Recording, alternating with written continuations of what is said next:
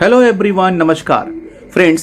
12th bipartite settlement, उसके बाद ex gratia payment.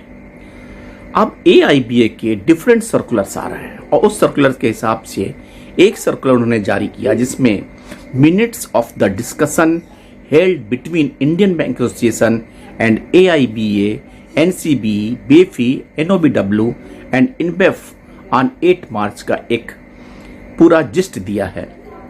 Whereas a settlement has been arrived at on 8 March 24 on the Charter of Demands submitted by the unions, and whereas some of the issues and demands raised by the unions could not be taken up for the discussions and resolved, and it is hereby agreed between the parties that the following issues and demands raised in the Charter of Demand shall be discussed further to reach a mutually acceptable and the amicable resolution of the same within a maximum period of 6 months from thereof.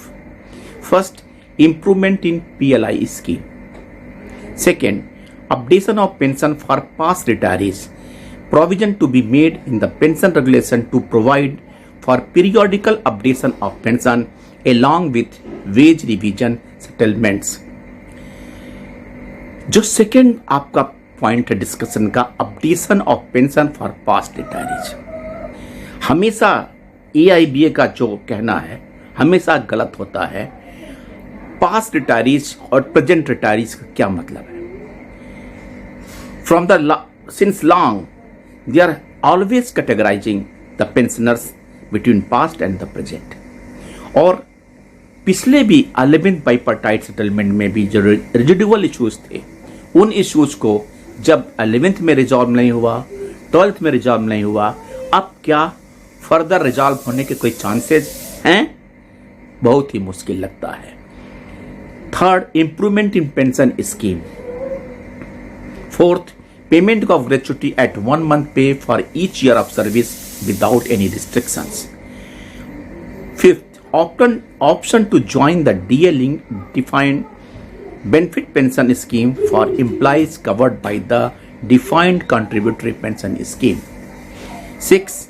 Extending ex gratia to pensioner from private banks. Introduction of leave bank, finalization of the scheme. 8. Premium of medical insurance policy to be borne by banks. Improvement in group medical insurance policy. Adequate recruitment in banks. DA scheme for all pensioners to be in the uniform index of 8088 points. 12th, modification in provisions on disciplinary action and the procedure. 13, inclusion of a special allowance for the superannuation benefit.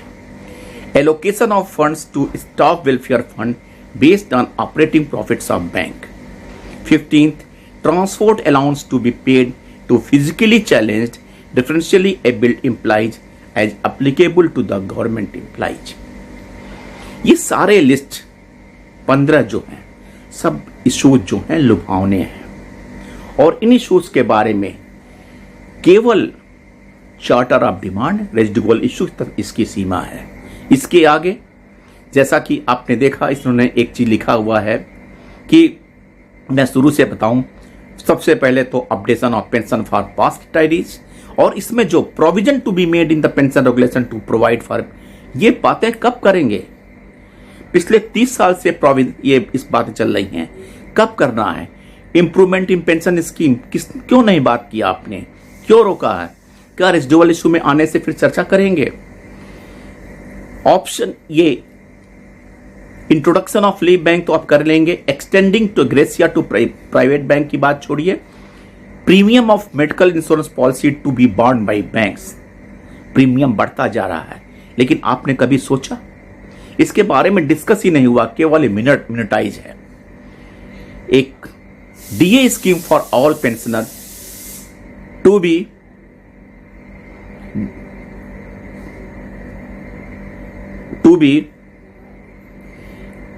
Uniform index of 8088 points. ये जब आप 12th bipartite discuss कर रहे थे और आपने employees के लिए किया, तो साथ में ये पेंशनर्स के लिए न करने का क्या सवाल है?